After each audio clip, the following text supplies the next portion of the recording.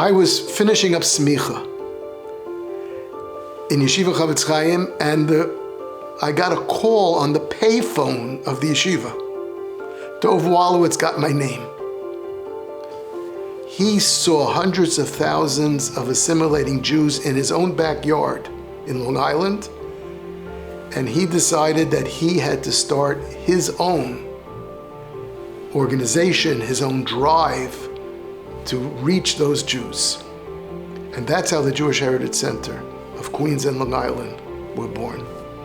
I remember vividly Rabbi telling me, Naftali, after 120 years, when it's all over, what do you want to be written on your tombstone? What do you want them to say about you?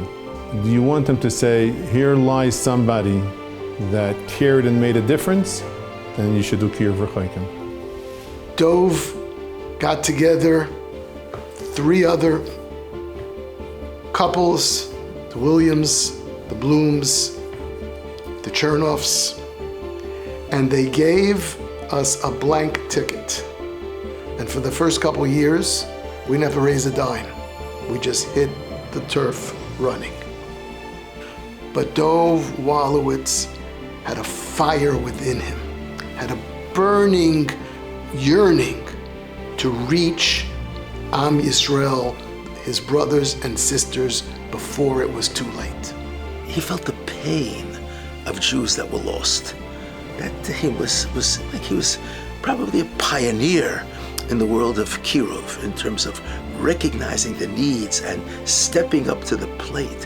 One of those people that was started at the Jewish Heritage Center was me personally, and I believe it's a special siman from Hashem that at some point later on in my life I ended up marrying Rab Dov's daughter Fagi. He was the visionary of the program, the Jewish Heritage Center, and he was the one that put together the founders, and he was the one that stayed on through all these years to become a very, very dear and personal friend.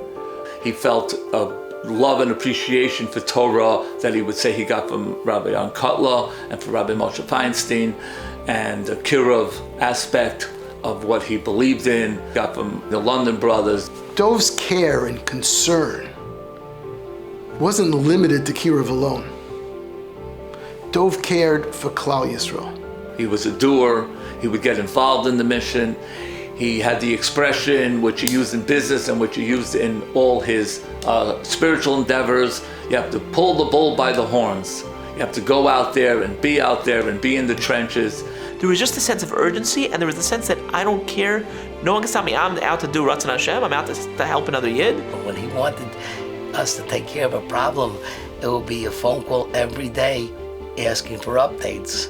And how are we going to get this kid into a yeshiva? How are we going to get this boy a proper bar mitzvah? How are we going to get this grusha a place to live? Dov Wolowitz not only made such an incredible difference in this world, but he taught people to make a difference. He used to tell me also, like, what do you need money for? We're talking about maybe going into business. So go into chinuch. You think it was so good going into business? So you'll live. It'll be rough for you, parnasa-wise, but you come up to Ilam Haba and you change people. 80% of his income he would give away to tzedakah. My mother worked for him for a short period of time. She called me one day. She's like, Tzvi, Zaidi doesn't do business. It's like, hey, a little here and there and a couple of deals. So like she said, he's literally on the phone the whole day, just with chesed. He inspired others to give. He brought others to step up to the plate and say, yeah, I'm doing this, but I'm not in it for myself, and I can't do it alone, and everybody has to participate. Dov Wolowitz's love for Limud HaTorah was so amazing.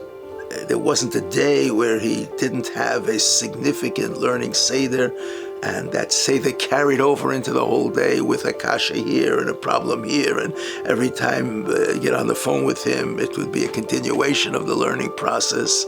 Everything that he did for Klal Yisrael was based in Torah. Torah Lishma, that love that he had, and Chashivas HaTorah that he had, did not leave him.